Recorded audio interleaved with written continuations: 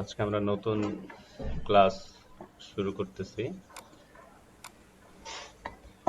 আমরা গত ক্লাসে এক্সাম্পল 1 পর্যন্ত আলোচনা করেছিলাম।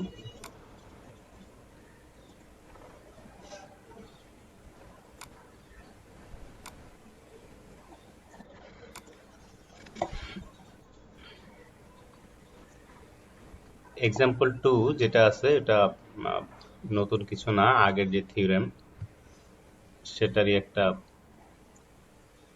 অংশ মাত্র। তারপর এক্সাম্পল 3 যেটা আছে সেটাও আগের থিওরেমের অংশ। আর এক্সাম্পল 4 তোমাদেরকে যে ওই বাউন্ডেড হওয়ার প্রবলেমটা পড়িয়েছি, যে সেট বাউন্ডেড হওয়া আর হচ্ছে ট্রান্সফরমেশন বাউন্ডেড হওয়া দুইটা ভিন্ন জিনিস। কিন্তু ট্রান্সফরমেশন বাউন্ডেড হওয়ার সাথে এই সেট বাউন্ডেড হওয়ার একটা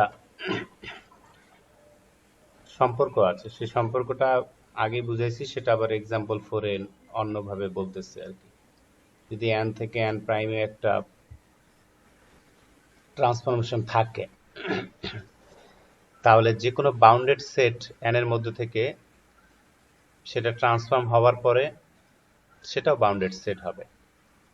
মানে বাউন্ডেড সেট ট্রান্সফর্ম হওয়ার পরে বাউন্ডেড সেট হবে, যেটা আমরা ইউনিট স্ফিয়ার দিয়ে দেখেছি। কিন্তু এটা ইউনিট স্ফিয়ার হওয়া জরুরি না। যে কোনো বাউন্ডেড সেটকে যদি আমরা বাউন্ডেড ট্রান্সফরমেশন দিয়ে ট্রান্সফর্ম করি, তাহলে নতুন রেজাল্টটাও বাউন্ডেড হবে আর কি। পুরনো কথা, এটাও নতুন না।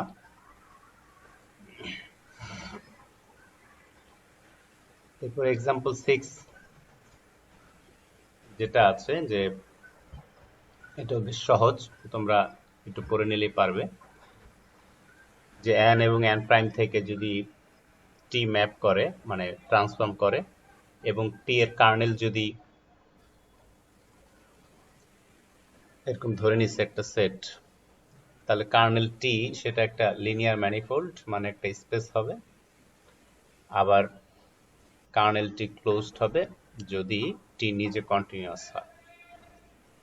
তো ট্রান্সফরমেশনের কার্নেল কি তোমাদের মনে আছে? তোমরা লিনিয়ার অ্যালজেব্রা কোর্সে পড়েছো, লিনিয়ার 2 তে। কার্নেল মনে আছে? কার্নেল কাকে বলে? এনিওয়ান?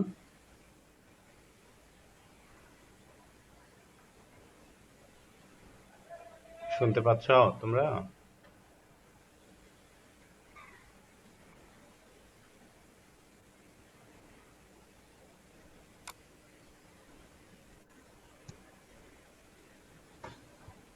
হ্যালো, শুনতে পাচ্ছ? জি স্যার, শুনতে পাচ্ছি। তো যেটা জি স্যার। বলতেছিলাম, যে কার্নেল কি তোমাদের মনে আছে কিনা? কার্নেল কাকে বলে? একটা ট্রান্সফরমেশনের কার্নেল কাকে বলে এটা মনে আছে? বই দেখার দরকার নাই, এই যে আমি যে বই খুলে রাখছি ওখানে লেখা আছে কার্নেল কি। এই যেখানে লেখা আছে, the kernel of T, that is null space of T, is the set, ওইসব সেট যারা পরিবর্তন হওয়ার পরে জিরোতে পরিবর্তন, মানে জিরো হয়ে যায়। যেসব ভেক্টরগুলো ট্রান্সফর্ম হওয়ার পরে জিরো হয়ে যায়, তাদের সেটকে কার্নেল বলে। যারা জিরোতে ট্রান্সফর্ম হবে, তাদের সেটকে কার্নেল বলে। কথা বুঝছো? জি স্যার। টি তো এমন একটা ম্যাপ যেটা n থেকে n প্রাইমে ম্যাপ করবে বা ট্রান্সফর্ম করবে। তো n এর যেসব জিনিসপত্র, মানে n এর যেসব ভেক্টর ট্রান্সফর্ম হওয়ার পরে জিরো হবে, তাদের সেটটাকে বলা হয় কার্নেল আর কি। এখানে কি দাবি করলো? যে কার্নেল হচ্ছে একটা লিনিয়ার ম্যানিফোল্ড, আবার কার্নেল টি ক্লোজড হবে যদি টি নিজে কন্টিনিউয়াস হয়। তো এখানে প্রমাণটা যেটা দেখালো সেটা অ্যাকচুয়ালি দেখাইছে যে কার্নেল সেট যেটা হয় ওটা একটা ভেক্টর স্পেস, আবার উপরে একটু ম্যানিফোল্ড। ম্যানিফোল্ড তোমরা পড়ো নাই সম্ভবত, কোথাও পড়ার কথাও না। ম্যানিফোল্ড আবার একটু ভিন্ন জিনিস, ভেক্টর স্পেসের সাথে আরো এক্সট্রা কিছু জিনিস জড়িত থাকে, তো সেগুলো এখানে দেখি নাই। ওরা জাস্ট এখানে কার্নেলটিকে একটা সাবস্পেস দেখাইছে আর কি।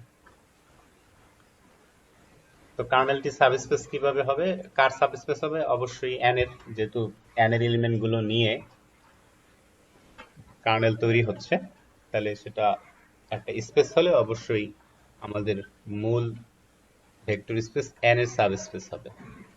সাবস্পেস প্রমাণ করার জন্য সবচেয়ে সহজ উপায় হচ্ছে আমার মূল স্পেসের যে কোনো ওই সাবস্পেসের মধ্যে থেকে যে কোনো দুইটা লিনিয়ার কম্বিনেশন যদি ওই সেটের মধ্যে বিলং করে তাহলেই সেটা সাবস্পেস হয়, আর অন্য কোনো প্রপার্টি স্যাটিসফাই করানোর প্রয়োজন হয় না, কারণ ওগুলো বাই ডিফল্ট হয়ে যাবে আর কি। আমরা যে স্পেস হওয়ার 10টা প্রপার্টি জানি। হ্যাঁ, তো এমনিতে মেজারমেন্টের সময় সবসময় মনে রাখবা যে সাবস্পেস হওয়ার জন্য অবশ্যই জিরো ভেক্টরকে কন্টেইন করতে হবে। তো ওইটা পরে ধরতেছি যে ওরা এই যে দেখো যে আলফা আর বিটা দুইটা স্কেলার দিয়ে আর কার্নেলের মধ্যে থেকে দুইটা ভেক্টর নিল এক্স আর ওয়াই, তো তাদের লিনিয়ার কম্বিনেশনের উপরে আবার ট্রান্সফরমেশন অ্যাপ্লাই করলো। তাহলে টি যেহেতু একটা লিনিয়ার ট্রান্সফর্ম, তাহলে আলফা বিটা উপরে টি এর ইফেক্ট থাকবে না, এগুলোকে আমরা বাইরে নিয়ে আসতে পারবো। মানে আগে লিনিয়ার কম্বিনেশন নিয়ে ট্রান্সফর্ম করা আর ট্রান্সফর্ম করে লিনিয়ার কম্বিনেশন করা একই রেজাল্ট হবে, এটা হচ্ছে লিনিয়ার প্রপার্টি। তা এখন tx আর ty দুইটাই জিরো হবে, যেহেতু আমরা x আর y কে চুজ করছি কার্নেল থেকে, তার মানে তাদের ট্রান্সফরমেশন অবভিয়াসলি জিরো হবে। তাহলে আলফা জিরো আর বিটা জিরো যোগ করলে ইকুয়াল টু জিরো হচ্ছে। তো alpha x plus beta y এটা নিজেও কার্নেলের একজন ভেক্টর, ঠিক আছে। আমরা এক্স ওয়াই নিয়েছিলাম আর এখানে দেখালাম যে এক্স ওয়াই এর যে কোনো লিনিয়ার কম্বিনেশন সেটাও কার্নেলের একজন মেম্বার, তার মানে কার্নেল যে সেটটা আমরা পাইলাম সেটা আমাদের মূল স্পেস n এর একটা সাবস্পেস। এই যে এখানে প্রমাণ শেষ। এবার দেখাইতে হবে কার্নেলটি ক্লোজড। তো ক্লোজড মানে আগে তোমাদেরকে পড়াইছি যে কার্নেলের মধ্যে থেকে যদি কোনো সিকোয়েন্স নাও এবং সেটা যদি লিমিট পয়েন্ট থাকে, মানে কার্নেলের ভেতরে পয়েন্টগুলোর যদি আবার লিমিট পয়েন্ট থাকে, তো লিমিট পয়েন্ট নিজের মধ্যেই বিলং করবে, এরকম ব্যাপারটা। তো আমরা এটা প্রমাণ করার জন্য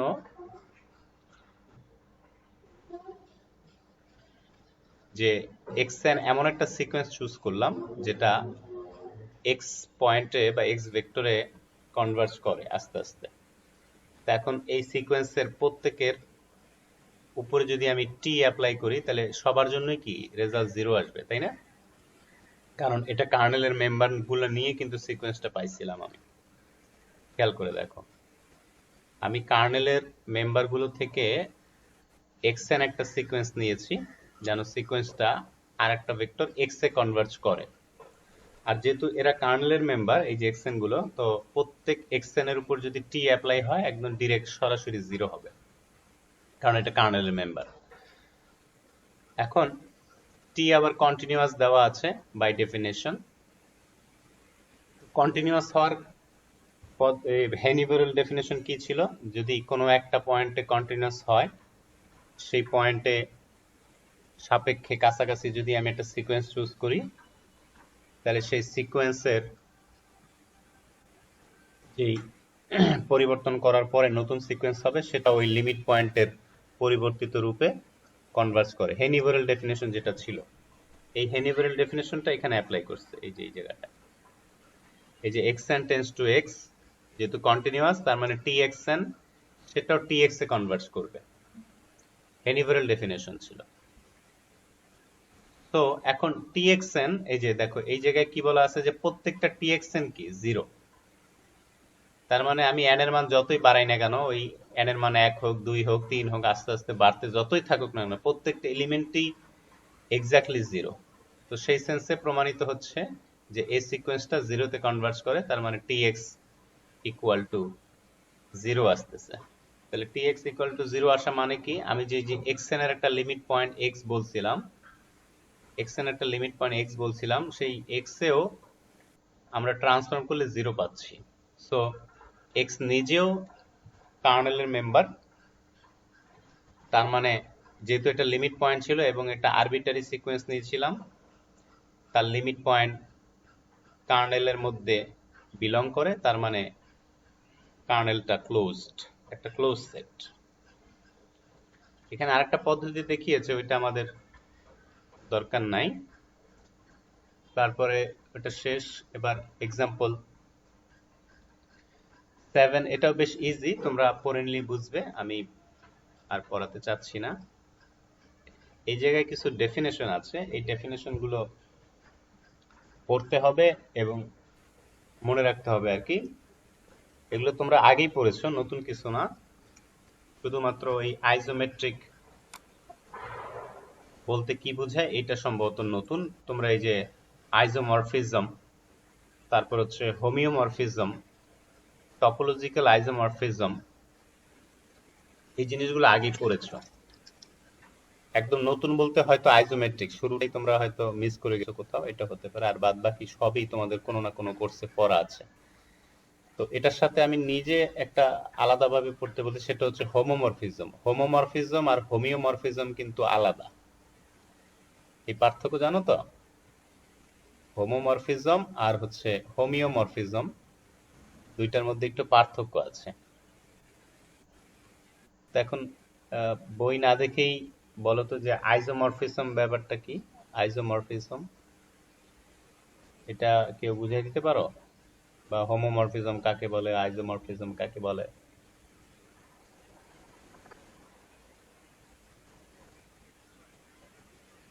কেউ বলতে পারবা? স্যার আইসোমরফিজমে স্যার প্রথমে 1 1 হবে, অন 2 হবে, আর ইনভার্স ফাংশনটা কন্টিনিউয়াস হবে এরকম। আচ্ছা, আর হোমোমরফিজম? হোমোমরফিজম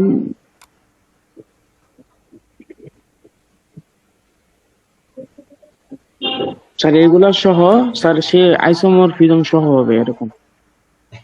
এগুলো তিনটা সহ থাকবে, আইসোমরফিজম হবে। তাই? এরকম এরকম ছিল? হুম। স্যার এটা তো স্যার ওই প্রপার্টি গুলো আছে, যেমন 1 1 অন 2 এই দুইটা হবে, তারপরে ওই ইনভার্সটা কন্টিনিউয়াস হবে, আর আরেকটা প্রপার্টি ছিল। আচ্ছা, এমনিতে তোমরা গ্রুপ থিওরিতে যে আইজোমরফিজম পড়েছো আর টপোলজিক্যাল আইজোমরফিজম, একটু পার্থক্য আছে। যেমন হোমোমরফিজম সেটটা যদি চিন্তা করো,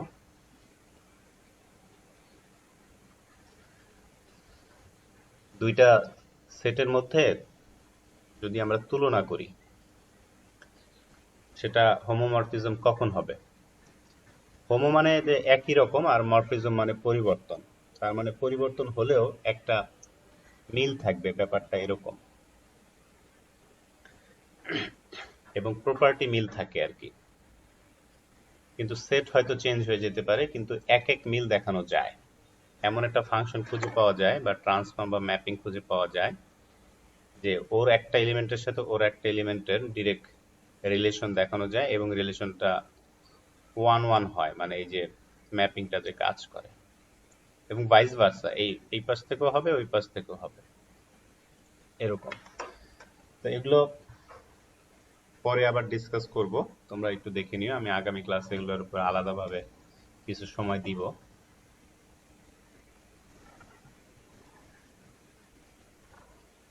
তো এক্সাম্পল 8টা ওইটার সাথে দেখে নিও। এখন আমাদের ইম্পর্টেন্ট একটা টপিকস, সেটা পেজ নাম্বার 54 এ আছে। তো ডেফিনেশন অফ নর্ম অফ টি, এর আগে আমরা টি কে জেনে এসেছি ট্রান্সফরমেশন হিসেবে, তাই না? তো ডুয়াল স্পেসের কথা মনে আছে তো?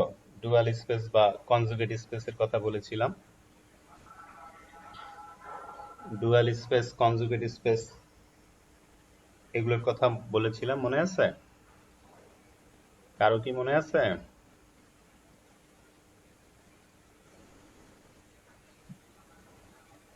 উত্তর নাই কেন? স্যার ডুয়াল স্পেসটা পড়ছিলাম কিন্তু স্যার ক্লিয়ার না, একটু আরেকবার যদি বুঝাই দিতেন। ডুয়াল স্পেস তোমাদের সংজ্ঞাটা কঠিন লাগে। এটা কঠিনের কিছু না রে ভাই, তোমাদেরকে পড়াইছি এই ক্লাসেও, মানে আমাদের ফাংশনাল ক্লাসে আমি দুইবার বলছি, দুইবার, যে ডুয়াল স্পেস বা কনজুগেট স্পেস কাকে বলে। তো একটা ভেক্টর স্পেস থেকে আরেকটা ভেক্টর স্পেসে মানে কনভার্সনের যে প্রক্রিয়াটা, তো এই কনভার্সনের জন্য বা ট্রান্সফর্ম করার জন্য আমাদের কি ম্যাপিং বা ট্রান্সফরমেশন লাগবে, তাই না? জি স্যার। তা এখন এই যে ম্যাপিং বা ট্রান্সফরমেশন গুলো, সেগুলোর সাথেও যদি আমরা ওই মূল স্পেসের যে সেম স্কেলার ফিল্ড থাকে, যে স্কেলার ফিল্ড আমরা চুজ করলাম, সেই একই স্কেলার দিয়ে আমরা আরেকটা সেট নেই, মানে নতুন আরেকটা সেট চিন্তা করো, যে সেটের মেম্বার হচ্ছে সেই ট্রান্সফরমেশন গুলো। যেমন আমরা এই যে আগের উদাহরণে কি পড়েছি, যে টি কে এমন ট্রান্সফরমেশন নিয়েছি যেটা এন এর ভেক্টরকে এন প্রাইমে কনভার্ট করে, তাই না? এরকম নিয়েছিলাম না, যে জি স্যার। এন এর ভেক্টরকে এন প্রাইমে ভেক্টরে কনভার্ট করতেছে। তো দুইটা ভেক্টর স্পেস এখানে, একটা হচ্ছে এন এবং একটা হচ্ছে এন প্রাইম, আর টি হচ্ছে এন এর জিনিসপত্রকে এন প্রাইমের জিনিসপত্রে কনভার্ট করতেছে। তো এরকম টি তো একটা না, এরকম তো আরো টি হওয়া পসিবল, কথা বুঝছো? আরো জি স্যার। টি হওয়া পসিবল। এখন এই সমস্ত টি গুলোকে নিয়ে যদি আমি আরেকটা সেট নেই, এবং সেই সেটের উপরে আমি ওই এন এবং এন প্রাইমের উপরে যেই স্কেলার ফিল্ড ছিল সেই স্কেলার ফিল্ডটাই রাখলাম, ওই আলফা বিটা গুণ করার যে ব্যাপারটা। এখন তোমরা যেমন ক্যালকুলাসে পড়েছো, দুইটা ফাংশনকে যোগ করলে সেটাও একটা নতুন একটা ফাংশন হয়, এবং কিভাবে হয় সেটা সিম্পল জিনিস দেখেছো। আবার একটা ফাংশনের সাথে স্কেলার গুণ করার মানে কি সেটাও তোমরা দেখেছো। তো ওই সেন্সে আমরা যে এই টি গুলোকে নিয়ে নতুন একটা সেট নিলাম, এই সেটটাও ভেক্টর স্পেসের যাবতীয় প্রপার্টি স্যাটিসফাই করে। কথা কি ক্লিয়ার কিনা, বুঝতে পারছো? স্যার এক কথায় বললে কিভাবে বলবো? এক কথায় বললে, যে একটা ভেক্টর স্পেস থেকে আরেকটা ভেক্টর স্পেসে ভেক্টর কনভার্ট করার জন্য যত ধরনের ট্রান্সফরমেশন পসিবল, সেই ট্রান্সফরমেশন গুলো নিয়ে যে সেট হয় সেটা নিজেও একটা ভেক্টর স্পেস। এবং এই ভেক্টর স্পেসটা আমাদের প্রথম ভেক্টর স্পেসের সাপেক্ষে বলা হয় ডুয়াল স্পেস বা কনজুগেট স্পেস। বুঝা গেছে কিনা? জি স্যার, এবার ঠিক আছে। তো এগুলো তো আগেও পড়ছো, এগুলো ভুলে যাও কেন সেটাই বুঝি না। পড়াশোনা বুঝে পড়তে হবে, যেন অন্তত ডেফিনেশন গুলো আজীবন মনে থাকে, এমন ভাবে পড়তে হবে। তোমরা যে গড় গড় করে মুখস্থ করো, তো এই জন্য আসলে কি মুখস্থ করতেছো মাথায় খেলাও না যে এই জিনিসটা কি আসলে। এটা ভুলার কি এমন জিনিস যে এটা ভুলে গেলাম? ডুয়াল স্পেস, এটা ভুলার কি আছে? ডুয়াল মানেই তো যে ডাবল, মানে একটা সাপেক্ষে আর একটা, তাই না? এটা বুঝে মনে রাখলে তো এমনি মনে থাকে এই জিনিসগুলো। স্যার এখন মনে থাকবে। হ্যাঁ, স্যার এখন মনে থাকবে। থাকবে না, ওই 6 মাস পর আবার ভুলে যাবা। আচ্ছা, এখন এখানে তো আমরা সবকিছু নর্ম স্পেস দিয়ে ডিফাইন করতেছি, যে n একটা নর্ম স্পেস, n প্রাইম একটা নর্ম স্পেস। তাহলে কনভার্সনের জন্য আমরা একটা টি নিলাম, এই যত সমস্ত টি আছে সবগুলো নিয়ে একটা সেট হয়, সেই সেটের আলোচনা সামনে আবার আসবে। তো সেটাও একটা নর্ম স্পেস হয়, হবে। একটু আগে বললাম যে ভেক্টর স্পেস হবে, এখন আবার দাবি করতেছি নর্ম স্পেস হবে, মানে নর্ম ডিফাইন করা যাবে। মানে ফাংশনের বা ওই যে ম্যাপিং অথবা ট্রান্সফরমেশনের নর্ম, যেহেতু তারা নিজের একটা ভেক্টর স্পেস গঠন করে, সেখানে আমি চাইলেই নর্ম ডিফাইন করা যায় কিনা একটা ট্রাই নিতে পারি। তো ট্রাই নেওয়ার আগেই অ্যাসুরেন্স দিচ্ছি না এরকম নর্ম ডিফাইন করা যাবে, এবং সেটাও একটা নর্মড স্পেস হবে। কথা বুঝছো? ওই ডুয়াল স্পেস যেটা বা কনজুগেট স্পেস, সেটাও একটা নর্মড স্পেস হবে। তা নর্ম কিভাবে ডিফাইন হতে পারে? এখানে চারটা আলাদা আলাদা ডেফিনেশন দেওয়া আছে। এই চারটার যে কোনো একভাবে ডিফাইন করে নিতে পারলেই সেটা নর্মের যাবতীয় যে প্রপার্টি আছে সেটা স্যাটিসফাই করবে, এবং আমাদের ডুয়াল স্পেসটা সেটা একটা নর্ম স্পেস হবে। এখন প্রথম ডেফিনেশনটা খেয়াল করো যে norm of T equal to দেওয়া আছে সুপ্রিমাম অফ অল টিএক্স এর নর্ম সাচ দ্যাট এক্স এর নর্ম লেস অর ইকুয়াল 1। এখানে তাহলে এটা কিভাবে নর্মটা ডিফাইন হচ্ছে জিওমেট্রিক্যালি আমি কিভাবে বলতে পারি এই নর্মটা কিভাবে ডিফাইন হচ্ছে?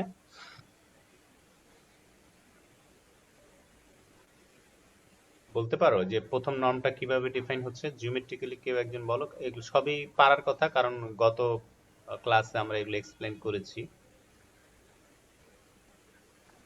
বলো তো কেউ একজন।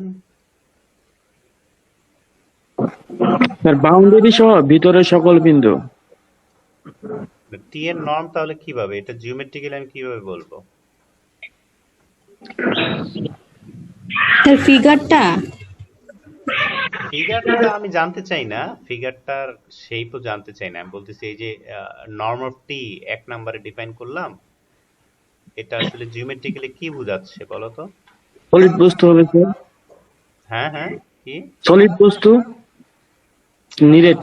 সলিড বস্তু নিরেট ওইটা না। সুপ্রিমাম নিলে তো একটা ভ্যালু হবে, সেটা সলিড বস্তু হবে কেন? বোকা ছেলে, বুঝে শুনে কথা বলো। সুপ্রিমাম নিলে একটা ভ্যালু নেওয়া হয় না? বা নর্ম কি একটা ভ্যালু না, একটা রিয়েল ভ্যালু না? জি স্যার। তো সেটা আবার সলিড বস্তু হয় কিভাবে? কি কও না না কও একটু চিন্তা ভাবনা কইরা তো কবা।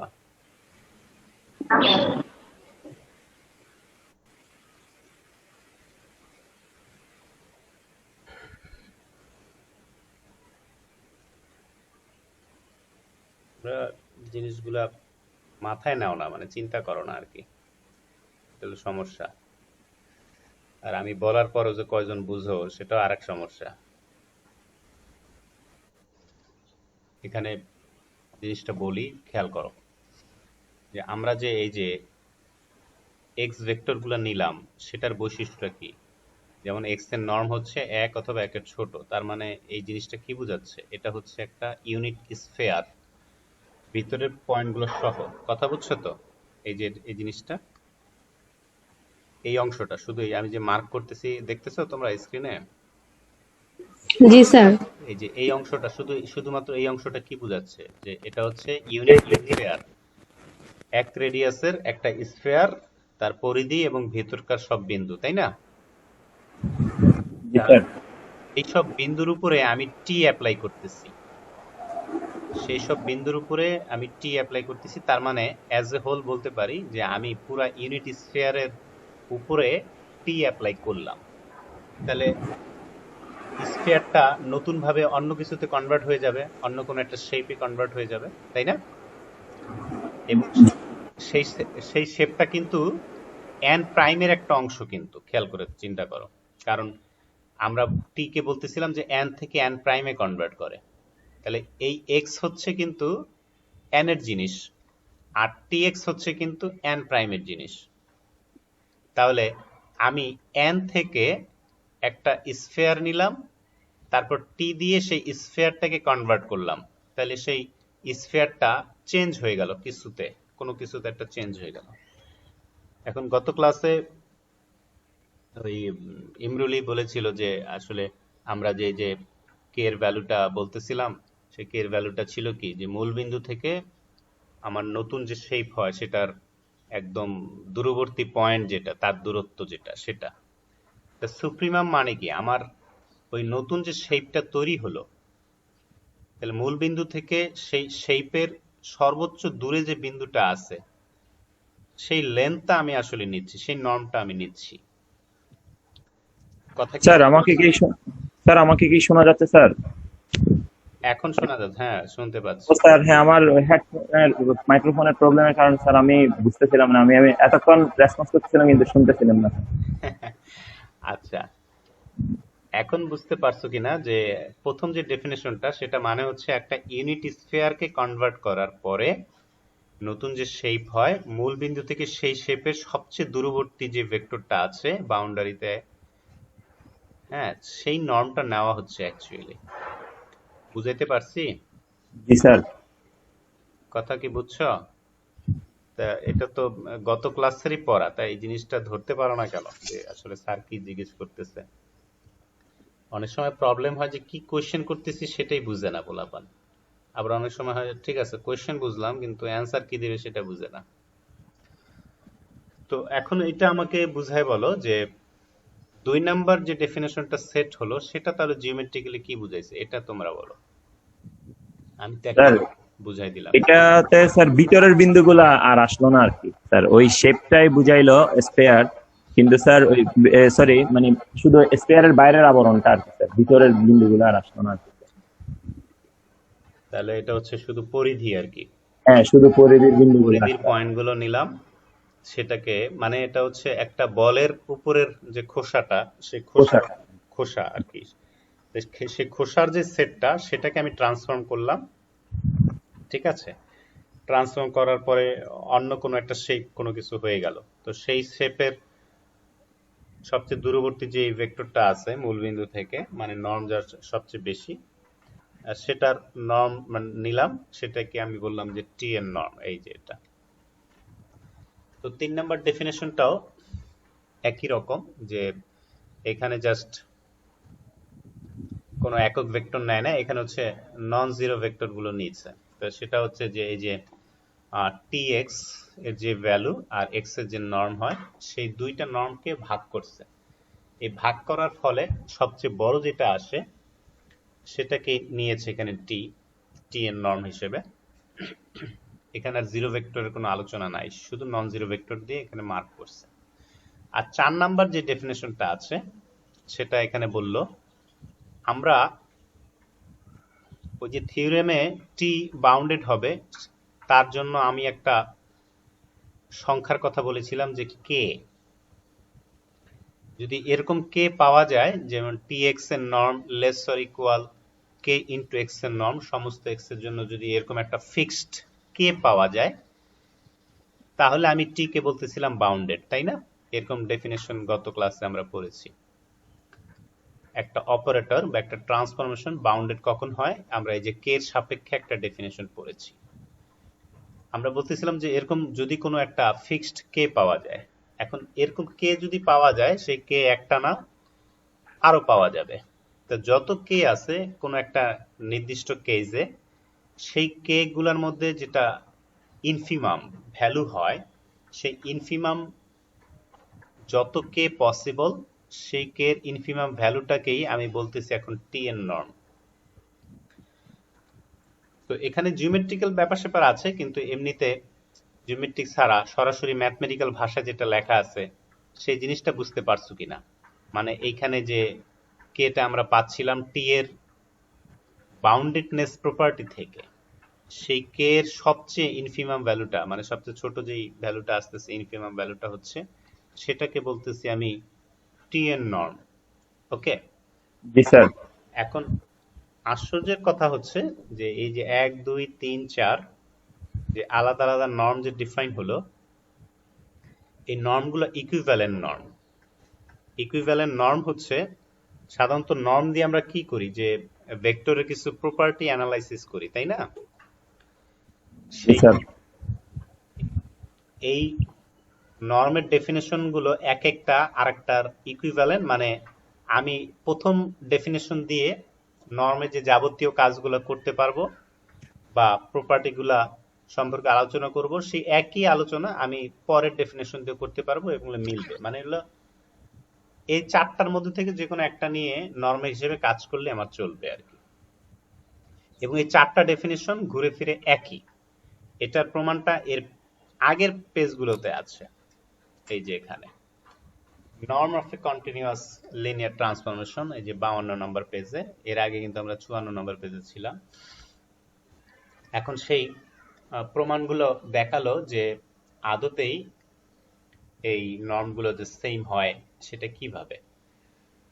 তো প্রমাণটা এখানে জিনিসগুলো যে দেখাইছে, যেমন টি আমরা নিলাম n থেকে n প্রাইমে কন্টিনিউয়াস লিনিয়ার ট্রান্সফরমেশন, তাহলে টি যদি কন্টিনিউয়াস হয় তাহলে বাউন্ডেড হবে, এটা তো জানাই আছে নাকি, মনে আছে তো যে আমাদের এই যে ফাংশন অ্যানালাইসিসে আমরা যে ট্রান্সফরমেশন পড়ি n থেকে n প্রাইমে, সেগুলো কন্টিনিউয়াস হলে বাই ডিফল্ট বাউন্ডেড হয়, মনে আছে না? জি স্যার, তিনটে ব্যাপারে। কন্টিনিউয়াস মানেই বাউন্ডেড তোমাকে বুঝে নিতে হবে, কিন্তু রিয়েল অ্যানালাইসিসে কিন্তু সেরকম কিছু বলে না। তো এখন বাউন্ডেড হওয়া মানে কি, কোনো একটা ফিক্সড কে পাওয়া যাবে যার কারণে আমাদের এই ইনইকুয়ালিটি যেটা আছে এটা স্যাটিসফাই করবে যে norm of T X less or equal K into norm of x for all x. এখন আমি যদি এখানকার যে ডেফিনেশনে এক্স নর্ম আছে, এটাকে যদি এক্সটাকে যদি শুধুমাত্র ইউনিট স্ফিয়ারের বাউন্ডারি বা ভিতরে কোনো পয়েন্ট হিসেবে রাখি, এই যে এখানে রাখি, তাহলে এই জায়গায় আমি ইনইকুয়ালিটিতে 1 বসা দিতে পারবো, তাহলে টিএক্স এর নর্ম হবে লেস অর ইকুয়াল কে। ঠিক আছে,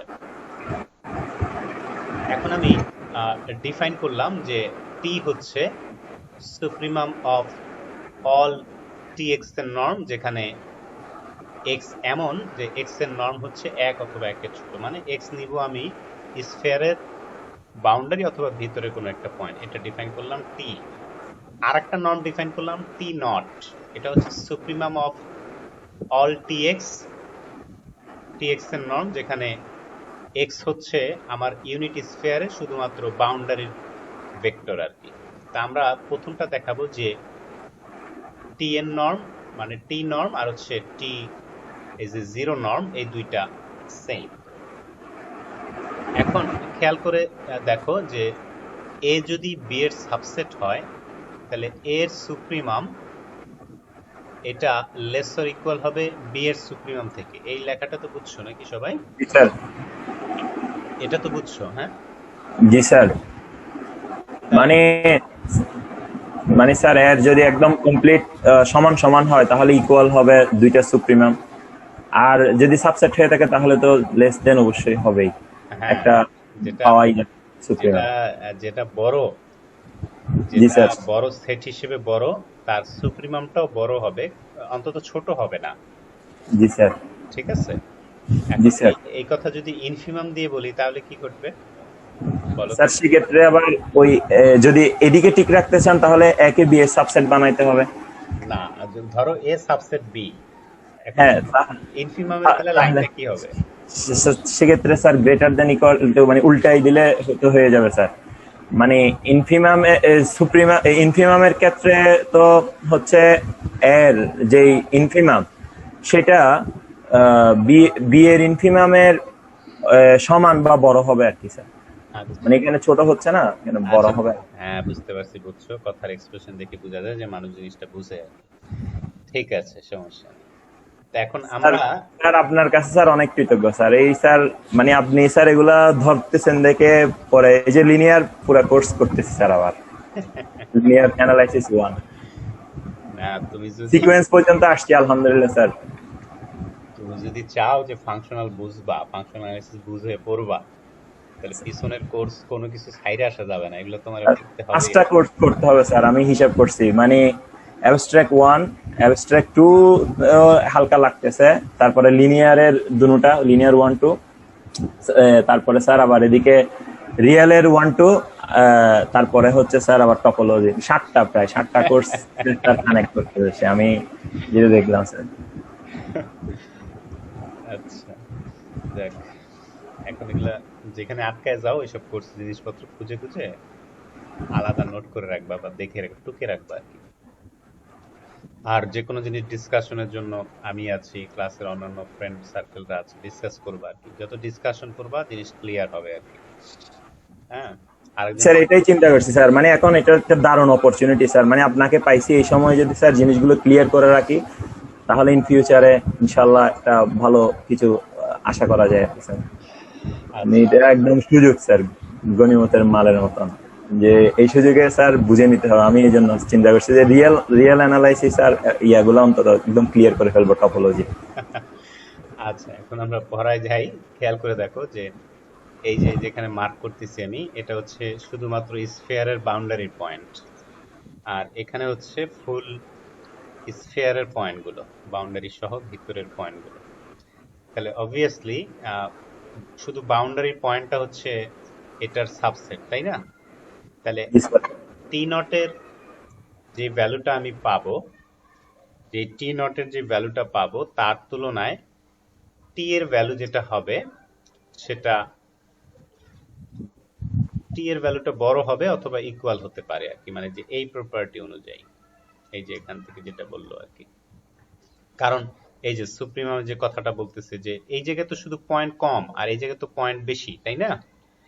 এই যে এখানে হচ্ছে শুধু বাউন্ডারির পয়েন্ট, আর এখানে হচ্ছে বাউন্ডারি এবং ভিতরের সমস্ত পয়েন্ট আর কি। তাহলে আমি যদি দুই পাশে সুপ্রিমাম নেই, তাহলে অবভিয়াসলি যেখানে পয়েন্ট বেশি সেই পাশে সুপ্রিমাম তো অপর পাশে থেকে ছোট হইতে পারে না, এটা ইম্পসিবল।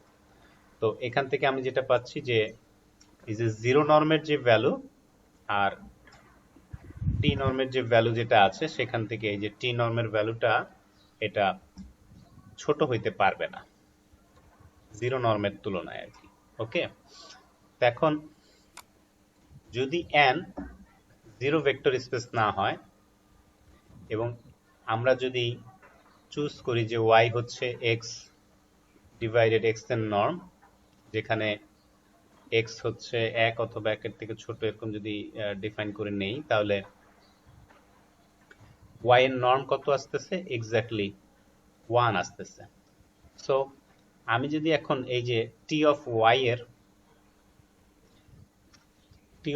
নর্ম হিসাব করি, তাহলে নর্মের প্রপার্টি অনুযায়ী দেখতেছি যে সেটা আমি পরে y যা ধরছি সেটা ভেঙে দিলাম, ভেঙে দেওয়ার পরে স্কেলারটা আটপিস করলাম, আটপিস করার পরে তারপরে গিয়ে আমি দেখলাম যে এটা tx এর ভ্যালু থেকে এই পাশ বড়, যেহেতু x এর নর্ম 1 থেকে ছোট আমি এমন ভাবে চুজ করতেছি। খেয়াল করো যে এখানে আবার আমি যে x এর নর্ম দিয়ে ভাগ করতেছি, এটা কিন্তু স্ফিয়ারের সমস্ত পয়েন্টকে কিন্তু আমি এই যে y আকারে ধরে নিচ্ছি আর কি। এখন বলতে পারো যদি আমি এই সূত্র অনুযায়ী স্ফিয়ারের ভিতরের এবং বাউন্ডারি সমস্ত পয়েন্টকে কনভার্ট করে ফেলি, নতুন শেপটা কি রকম হবে? মানে ব্যাপারটা হচ্ছে স্ফিয়ারের বাউন্ডারি এবং ভিতরের যত পয়েন্ট আছে এক্সেপ্ট জিরো ভেক্টর সবাইকে যদি তার নর্ম দিয়ে ভাগ করি, তাহলে নতুন শেপটা কিরকম হবে?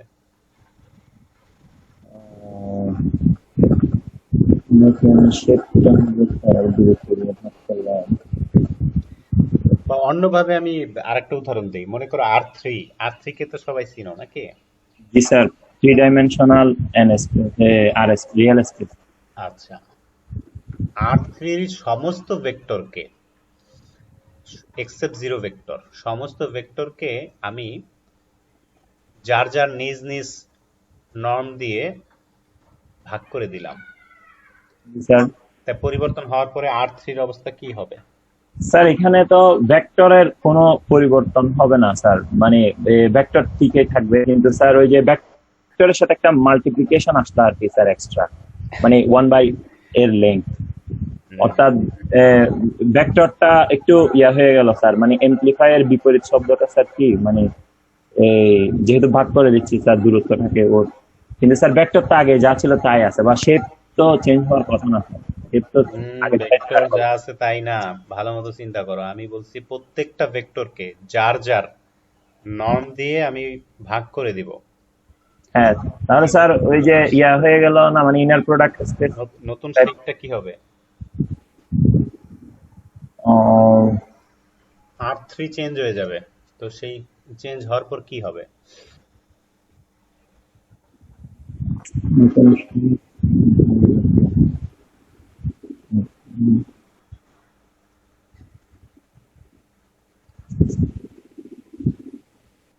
কি বলতে স্যার নর্মের ইয়াটাই তো এরকম ছিল স্যার, মানে আমরা কোনো কিছুর ওই যে নর্ম যে বের করছি, এই সরি ইউনিট ভেক্টর হয়ে যাবে স্যার, ঠিক আছে বুঝছি, ইউনিট ভেক্টর পেয়ে যাবে স্যার আমরা এটা। হ্যাঁ, তাহলে R3 এর অবস্থা কি হবে?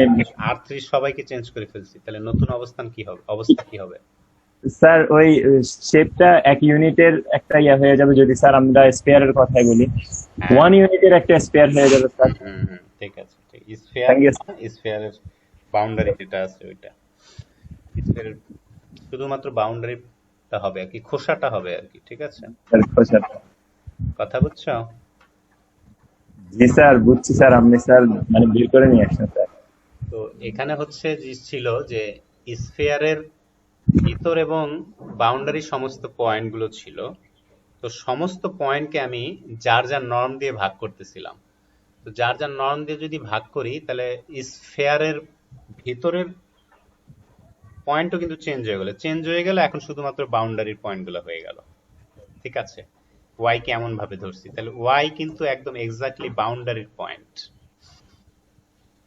তো আমি এখন এই বাউন্ডারি পয়েন্টকে উপরে টি অ্যাপ্লাই করলাম, তো টি অ্যাপ্লাই করার পরে দেখতেছি সেটা টি এক্স এর থেকে বড় আসতেছে।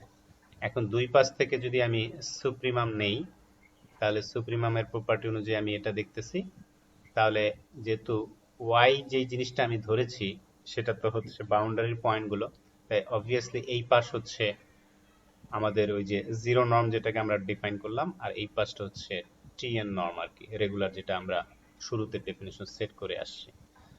তো এখানে দেখলাম যে জিরো নর্ম আবার গ্রেটার অর ইকুয়াল ওই যে রেগুলার নর্ম থেকে আলাদা, আর এখানে পাইছিলাম zero norm less or equal. তো দুইটা সংখ্যার মধ্যে যদি এরকম হয় যে একটা আরেকটার সাপেক্ষে গ্রেটার অর ইকুয়াল বড় দেখানো যায়, তাহলে আসলে দুইটা সংখ্যাই সমান।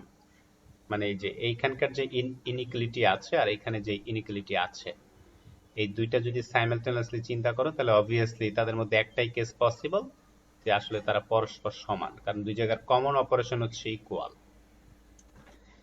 কথাটা বুঝতে পারছো? আর এই প্রমাণটা আবার একটু খেয়াল করে একটু করবা যে ব্যাপারটা কিভাবে ঘটতেছে। তো আমরা যেটা পাইলাম যে এই যে জিরো নর্ম আর রেগুলার নর্ম যেটা আমরা হিসাব করলাম, এই দুই নর্ম একই, মানে একই ভ্যালু দিচ্ছে। কথা বুঝতে পারছো? একই ভ্যালু দিচ্ছে। আবার এখানে যেটা বললো, যদি আমি এখন নতুন আরেকটা ডেফিনেশন সেট করি, সেটা ছিল যে টি এক্স এর নর্ম ডিভাইডেড এক্স এর নর্ম, এইভাবে করে যদি আমি সুপ্রিমাম ভ্যালুটা নেই নন জিরো ভেক্টর গুলোর ক্ষেত্রে, হ্যাঁ, তো সেই ক্ষেত্রে আমরা দেখতে পাচ্ছি যে নন জিরো ভেক্টর গুলোর ক্ষেত্রে এই যে টি এক্স এর নর্ম ডিভাইডেড এক্স এর নর্ম, এটাকে আমরা এখন এই নিচে যে স্কেলারটা আছে সেটা আমরা টি এর ভিতরে নিয়ে গেলাম। তাহলে টি এর ভিতর নিয়ে যাওয়ার পরে সেটাকে তো ওই যে আমরা ওয়াই ধরে নিয়েছিলাম, আর ওয়াই এর নর্ম এক্স্যাক্টলি 1, তাহলে সুপ্রিমাম এখানে যদি আমরা হিসাব করি, তাহলে সেটা অ্যাকচুয়ালি আমাদের ওই যে নট দিয়ে যে ডেফিনেশনটা এখানে ছিল, এই যে এখানে যে নট দিয়ে যে ডেফিনেশনটা ছিল সেটার সাথে ম্যাচ করে।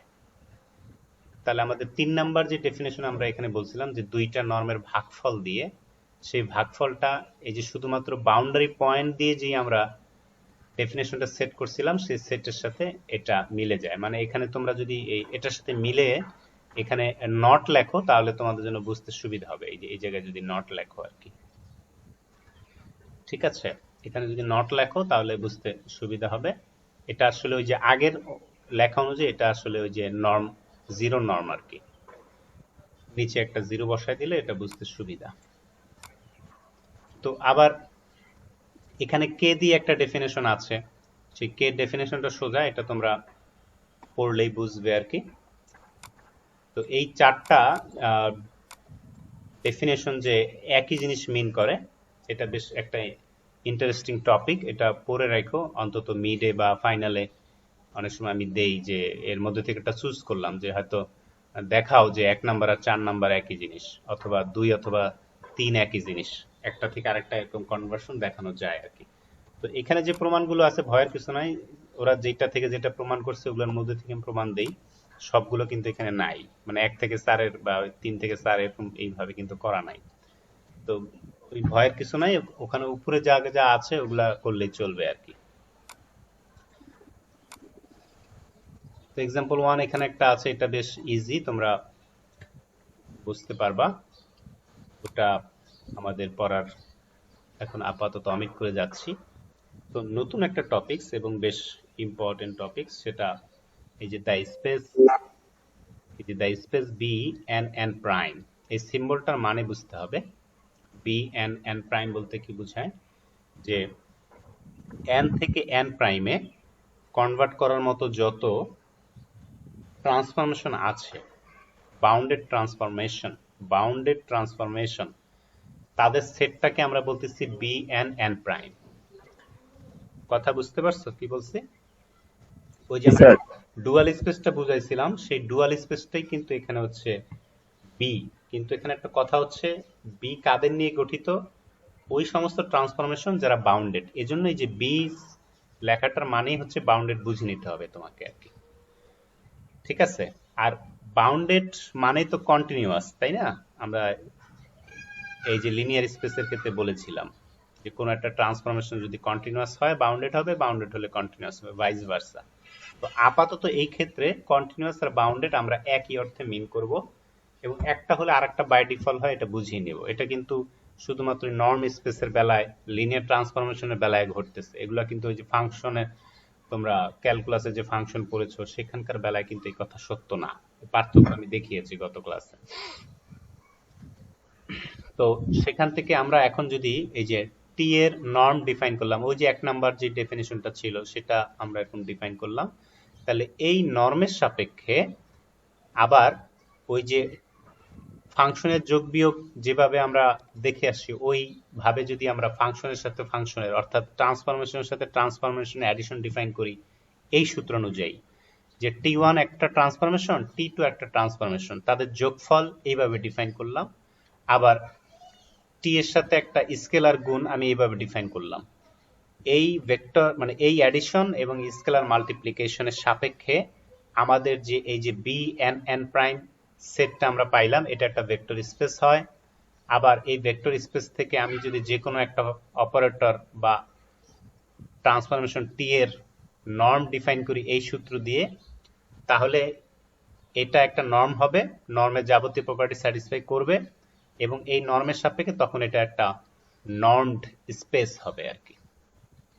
তাহলে এই যে space B N N prime, এটার প্রাথমিক ধারণা এতটুকুই বুঝতে পারছো কিনা? মানে যে আমাদের বি এন এন প্রাইম বলতে আসলে আমরা কি বুঝতেছি?